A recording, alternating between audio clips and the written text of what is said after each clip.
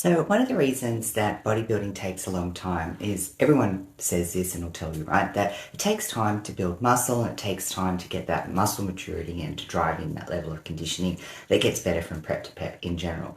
But one of the things that people don't talk about as well is, I guess, some of the inner work that goes along with, a novice to a seasoned competitor, right? And one of those things is when you're sort of new to the sport, you tend to kind of go with this socially acceptable version of what grit and toughness is, right? So you kind of bulldoze your way through a comp prep and like, I've got to get these things done, I've got to do it no matter what, doesn't matter how I feel, I've got to get it done. And that's important.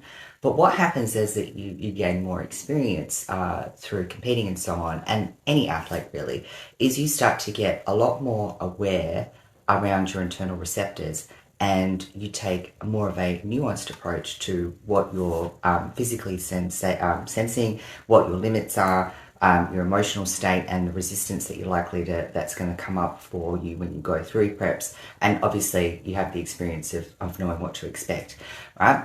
So what happens is that you go from bulldozing to kind of navigating and being aware of kind of the nuances around the things that you can control in the inner world. So that's a piece that really builds that toughness and resilience, and that can only happen over time as well. So just keep that in mind as you're going through the preps.